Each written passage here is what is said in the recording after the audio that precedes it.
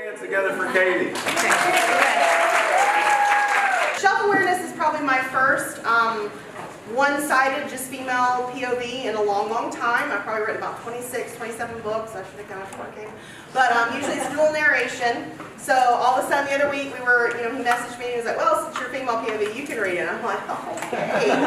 Alrighty then. Sure wish I hadn't picked out that scene that mentioned a vagina, but whatever. I will do my best. But self-awareness is about Finley, and she's a Georgia girl like me. She's, trying to recapture the spark of her marriage, and they're trying to conceive a baby, and she comes home and bada bing.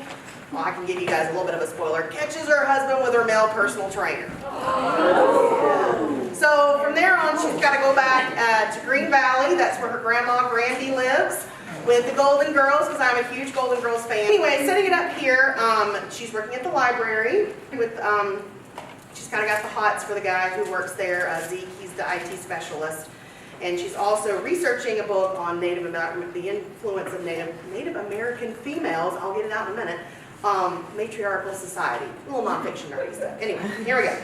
As Zeke worked on uploading the census records, I hoisted one of the mini boxes from the Hendersons' donation onto the table. It kicked up an epic desktop. Oh wait, should I mention that she has a Benoit ball in right now? So let me backtrack.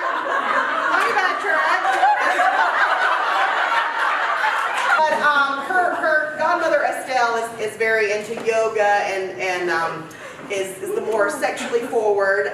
She also left Green Valley for a while because she was with a partner in small towns with, before really the 60s with homosexuality. It was tough, so now she's moved back. And anyway, long story short, so she's worried about Finley's vagina, and because she's now divorced, and she said, look, you need to keep it in shape to get ready for the next man, so here's the Benoit balls to keep this ready. Okay, so back to the task. So she saw them in her purse at the library and thought, bada bing, well, I got time, I'm going to try it. So, thus, back to the story in the library, in the history room, Benoit balls up the, okay. So, it kicked up, she got the voice of the box up right, it kicked up an epic dust cloud. I reached inside to pluck out one of the moldering tomes of historical literature. Wrinkling my nose, I fought the urge to sneeze. Instead, I cleared my throat. When it still felt like I had swallowed a wad of sawdust, I coughed, and that was my grievous mistake. The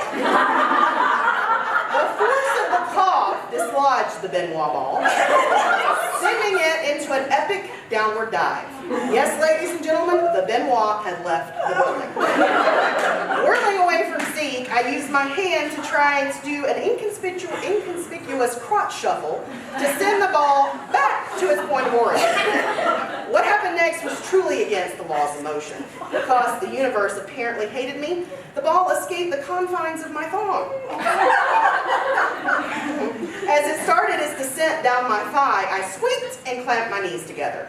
Are you all right? Zeke asked behind me. I threw a glance at him over my shoulder. Okay, I have no idea how I was going to get out of this one. It wasn't like I could say, well, here's the thing. The Benoit ball I was using to strengthen my pelvic floor muscles to keep my vagina healthy for the day just slipped out and is about to make a very unhappy trail down my pelvis. I think a bug bit me or something. Oh, no. You want me to take a look? No! When Zeke's eyes widened at my outburst, I said, oh, sorry, okay. If you're sure, totally. I think I might have found something interesting for your research. The only thing I was interested in the moment was getting the Benoit ball out of my pants without Zeke seeing it. Oh, I definitely see some Native American female names.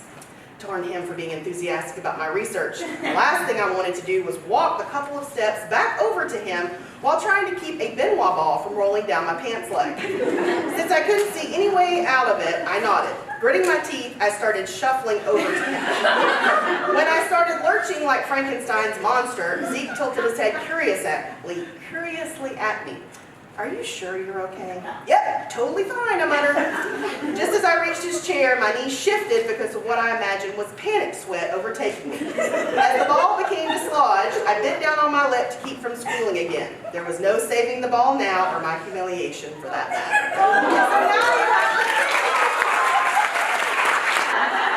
Put your hands together for Katie. Thank you.